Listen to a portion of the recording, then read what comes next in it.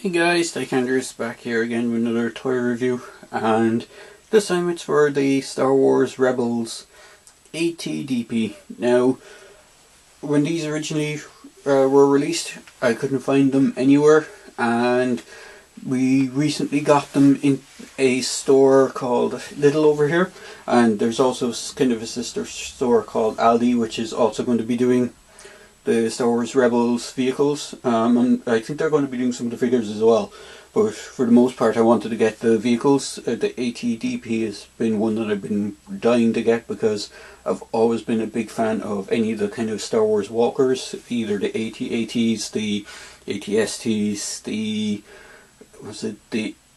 ATTE, and even the smaller kind of one-man personal walkers, the AT-ST. I'm trying to think of the one. I think ATDP, or the ones from the Clone Wars. But this is for the ATDP anyway. So I'll just give you a quick look at the box. I'll just bring it up there. So you got artwork on the cover of the box of two walkers firing their guns. Actually, there's technically three walkers. There's a third one just in the corner here. You can barely see it. But it's supposed to be them on some of the... It looks like it's supposed to be them set in Lothan, which is where the main planet that Rebels was set is set on. And as you can see, you have up in the corner the Star Wars Rebels, Star Wars Rebel logo underneath the main Star Wars and firing missile launcher. On the bottom of the box it shows the other two vehicles in the way. So you got the TIE Inquisitor's Advanced TIE prototype, which is pretty much the precursor to Vader's TIE Advance, and you got the Phantom, which is the small shuttle that separates off from the Ghost, the main ship in the series. Just flipping the box around quickly, you can see there's the figures. It says figures fit in cockpit, and it shows a picture of the legs rotating, and it says ATDPs are all-terrain defense pods, are ground attack walkers deployed by the Galactic Empire. And there's a few stickers and a bit of assembly required when you get it, so I'll just go over that quickly. So when you get the vehicle, you basically just have to plug in the feet, plug in the hip part here. The upper part is already attached, and then you just have to plug in the missile launcher with the missile. So it's on a fairly tight ratchet, so you can turn it as well. There's a ratchet on both sides for turning it, and there's also a smaller opening cockpit, and then there's the main cockpit, which can see one figure in the driver's position, and there's a space at the back. It's actually a space at the back for standing.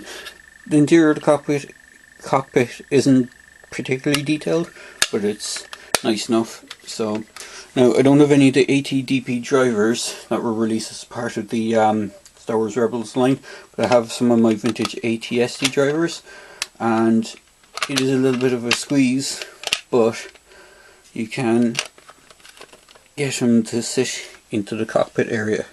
It's the opening cockpit of the ATDP. The legs do move, but they're on a fairly tight angled kind of a ratchet joint, so when you click it, it goes forward very much, so there's no kind of in-between pose. There's forward, it's kind of horizontal, and then it's almost nearly a 90-degree angle, or yeah, almost facing down at a 90-degree angle when you click the first section of the ratchet joint for the legs. All in all, it's a fairly nice vehicle. It is it's kind of a tall vehicle compared to the AT-STs. have a vintage collection, or the more modern AT-ST as well, and even they're about the same height, but proportion wise this one is a lot more thinner and legs are longer with a bit more kind of length on the legs.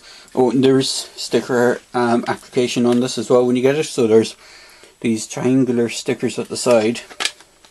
There's a small rectangular sticker at the back here, and then there's another two kind of rectangular stickers here on the legs that need to be placed. But other than that, it's good to go pretty much out of the box once you have it all assembled. But I do like it. It's quite nice. It is a bit thinny. Like, it does feel a bit fragile, or not fragile, but it does feel a bit, you know, like it's not as solid as the AT-STs. There's screw holes as well on one side, which is a little disappointing to see the visible screw holes. Missile does fire as well. There's a little button just underneath. Fire the missile. It does fire quite well.